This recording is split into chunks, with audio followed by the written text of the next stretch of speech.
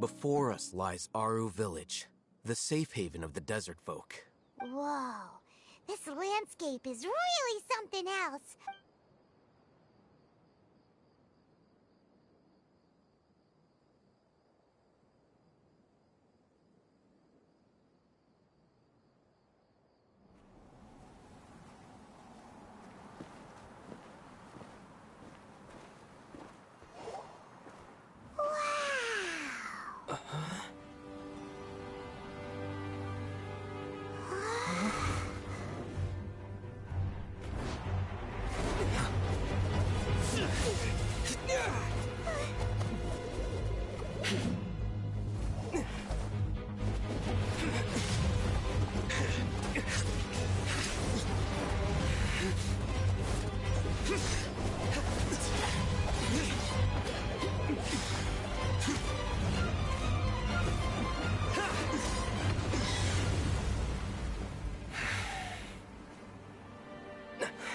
Cyno.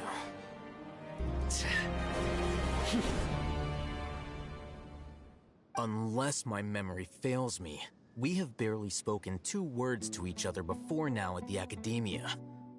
Would you care to enlighten me as to when and how I invited the General Mahamatra's wrath? Oh, Hatham. Do not think you can escape my judgment, just because you managed to escape my attack. Judgment? So that's how you'd characterize your actions here, is it? Or would elimination perhaps be a more accurate description? Had I used my full strength, not even this traveler would have been able to stop me. Though styled like an assassination, I sought only to ensure that my target would be unable to flee or resist. Standard practice for the Matra, as well you know. Seemed to me more like your own personal touch. Who is that, Al-Hatham? Did you call him General Mahamatra? Yes. General Mahamatra Cyno, head of all the Matra at the Academia.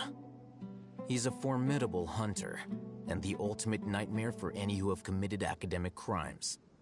You seem to have placed a lot of trust in Al-Hatham, to the point of blocking an attack for him. With him, I wouldn't believe a single word that comes out of his mouth. I have been pursuing this scribe for a long time. I urge you, stand back and do not seek to defend him any longer. Has Al-Hatham done something wrong? Hyman doesn't think he's as bad as you've made him out to be. I won't waste my breath explaining things. Al-Hatham, I saw it during our fight. Take it out. The divine knowledge capsule you're hiding on your person. Unless you want me to retrieve it for myself. Very perceptive of you. Nothing escapes a Matra's senses. Wait, the divine knowledge capsule? Didn't it fall into the Matra's hands in Port Ormuz? No wonder you speak with such confidence, Cyno.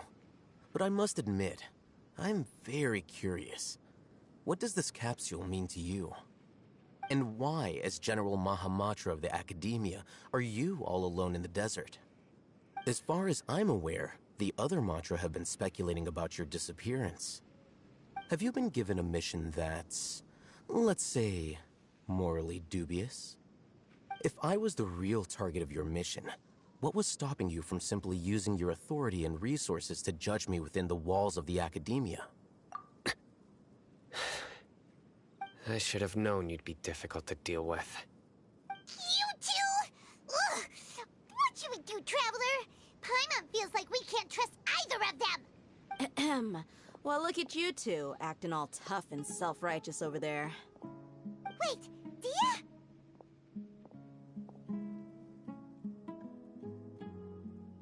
Great! Finally, someone that we can trust! You gotta help us out here, otherwise these two are gonna start fighting again! Yeah, sure looks that way. 2 giants from the Academia duking it out once and for all. Not something you get to see every day, that's for sure. Listen, I know you academic types love to fill up your big brains with self-righteous morality and lord your empty rules and virtues over each other. But how dare you bring your petty disputes into the safe haven of Aru Village? It seems like someone's gonna have to beat some sense into your thick skulls until you finally learn to respect these grounds.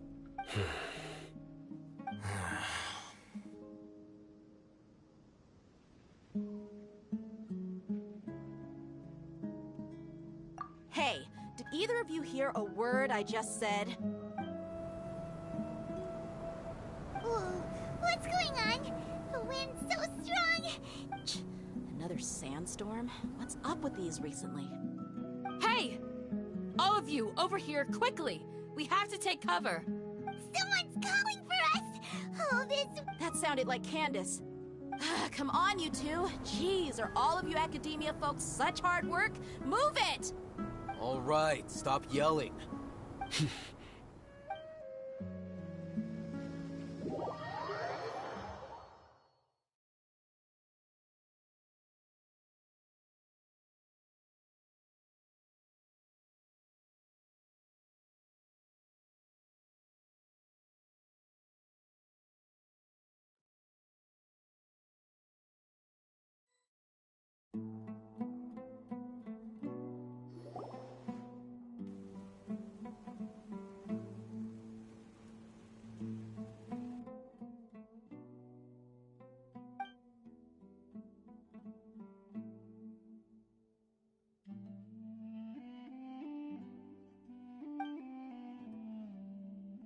Well, this is pretty awkward. Hey, wanna play sardines with 3 people who wanna tear each other limb from limb?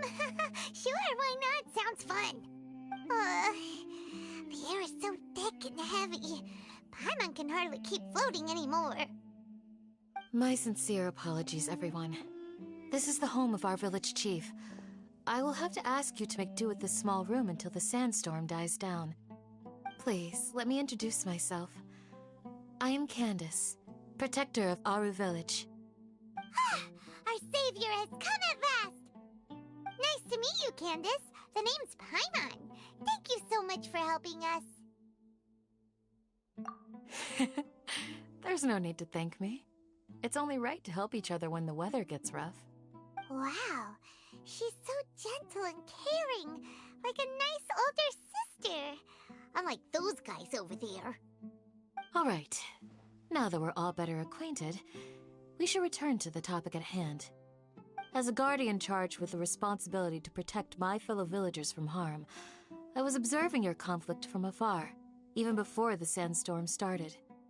And now that you have set foot within our village itself, it is all the more my responsibility to make absolutely sure that you pose no threat whatsoever to us.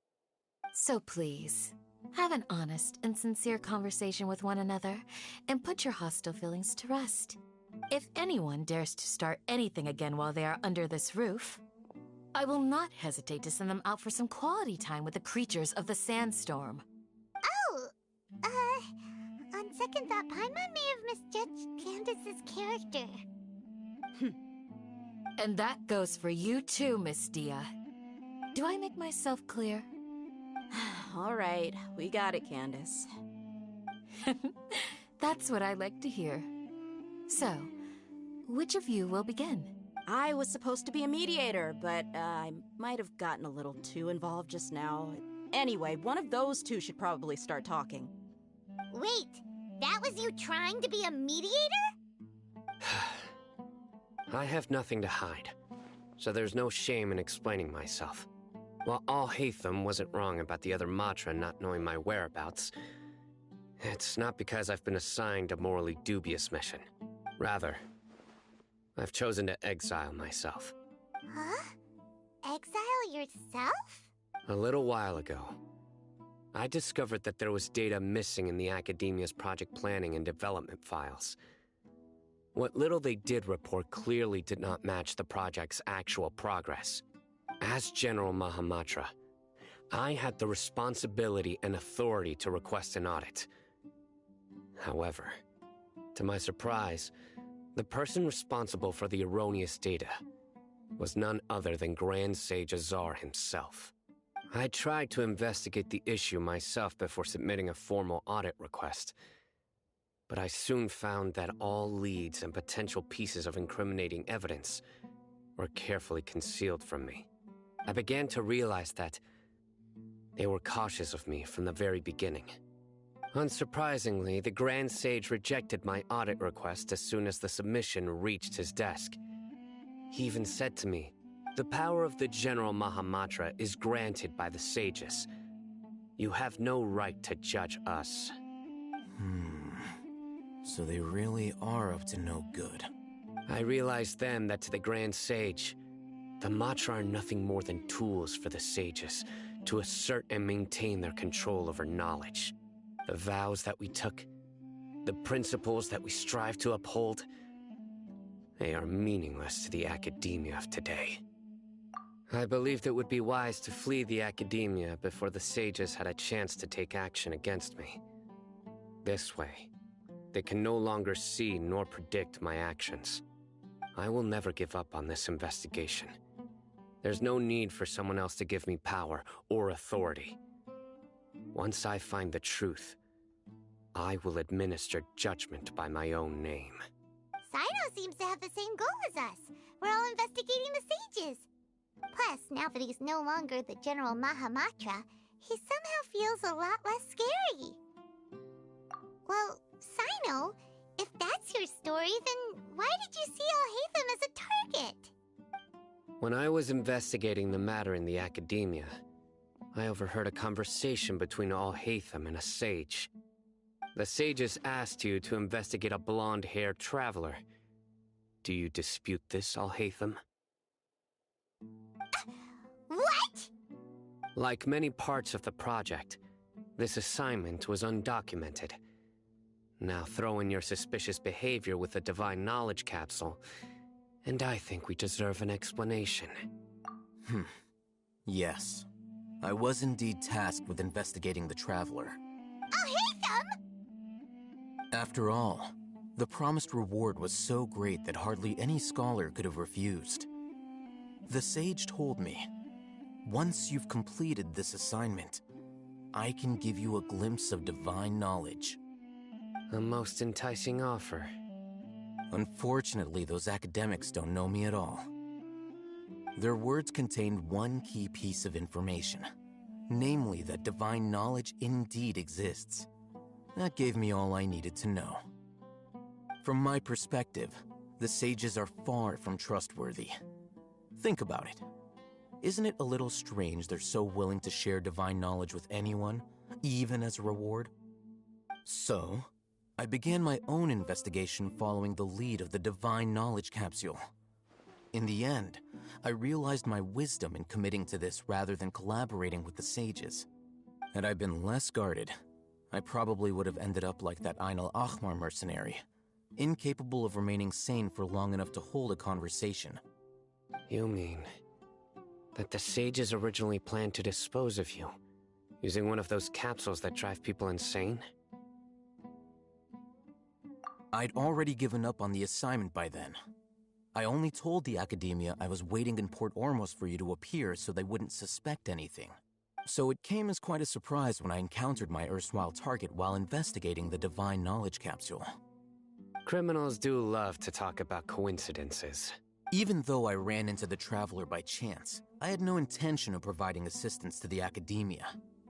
Also, you should remember, you were the ones who decided to follow me and strike up a conversation after I left that tavern.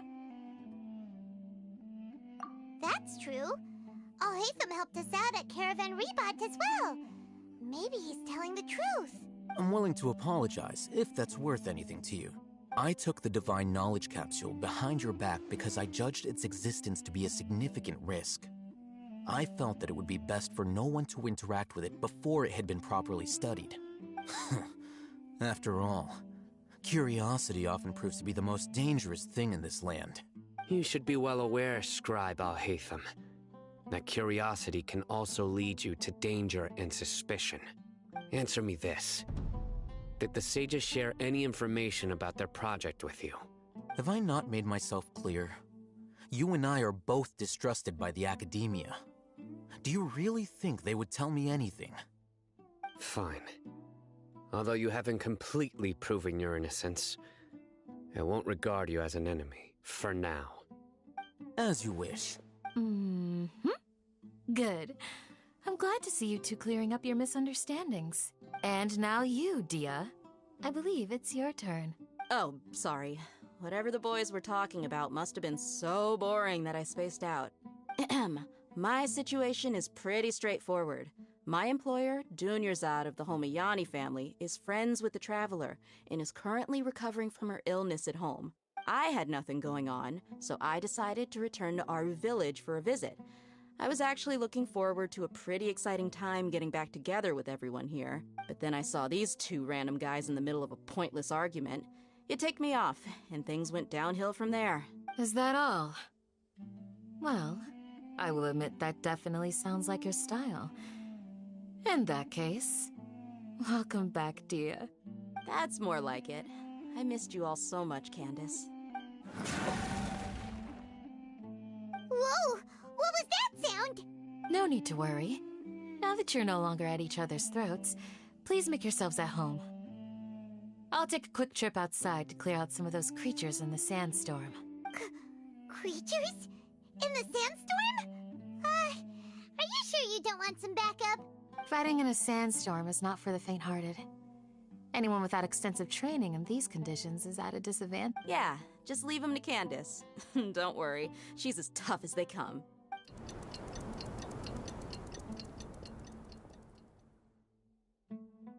The wind's died down.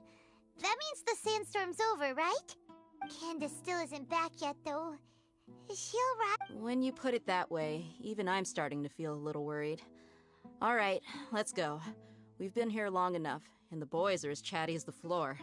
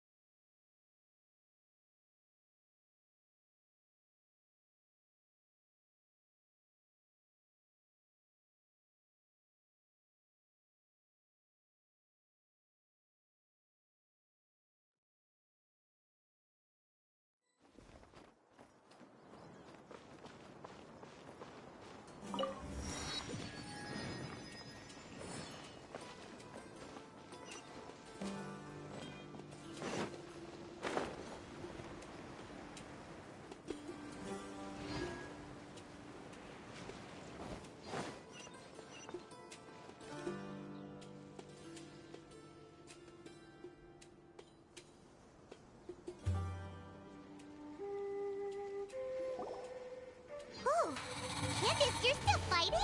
You've been out here dealing with these creatures the entire time? Yes, they just keep coming in waves. Anger out on. It's been quite a while since I've seen the Flame Mane in action. I'll leave these to you then. I'll be sure to put on a good show. Let's go!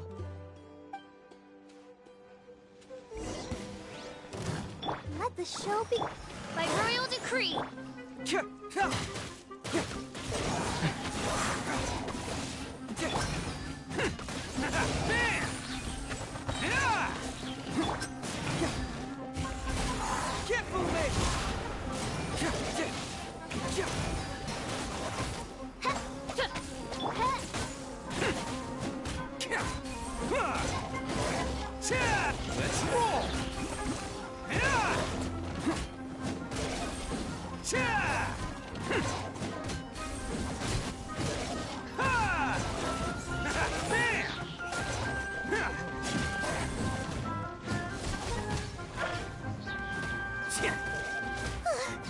Here comes another wave!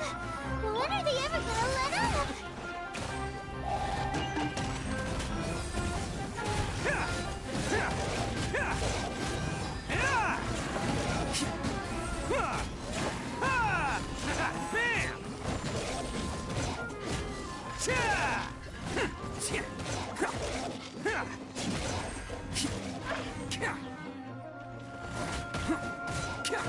Let's roll!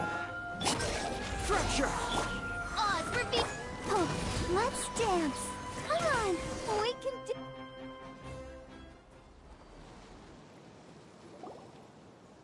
The creature stopped appearing. Was that the last of them? What we fought just now was probably the aftermath of the sandstorm. So we should be safe for the time being. Well fought, everyone. No injuries, I hope. Huh? Who are you? Ah, my apologies. I haven't had a chance to greet you yet. I had my hands full taking care of the village's elderly and children. I am the chief of Aru village. Everyone usually calls me Uncle Anpu.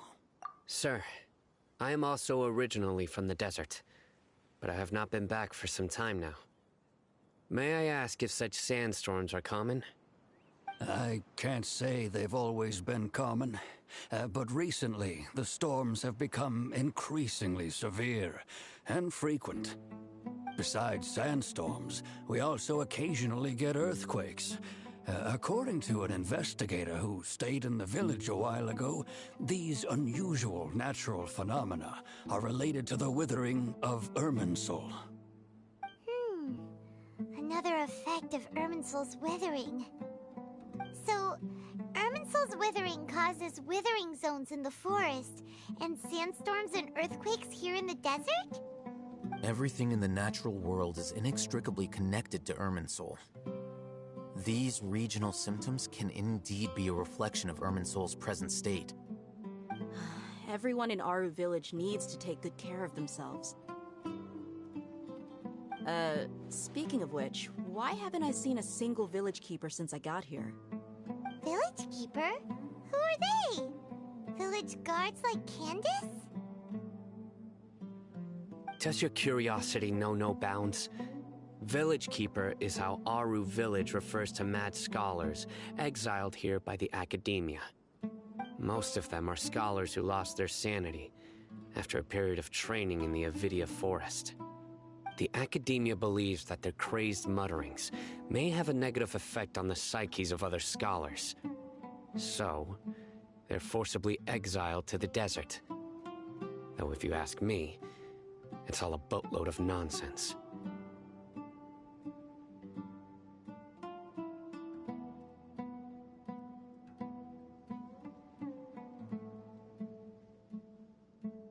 Alas, that's exactly what we've been trying to investigate. One by one, the village keepers have been mysteriously disappearing without a trace. But no one in the village has ever seen them leave. If you're planning to stay around the village for the next few days, I'd appreciate it if you could keep an eye out for them.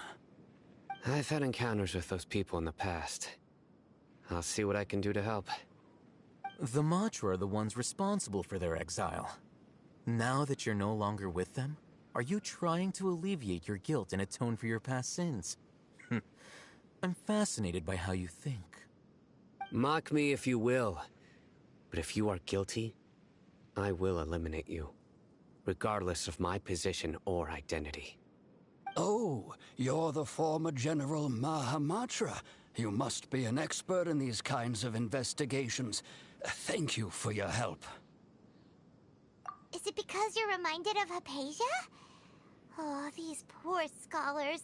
First they lose their sanity, now this! We need to help get them back home, safe and sound. But, is it really a good idea to tag along with Cyno? You seem like you really don't trust him.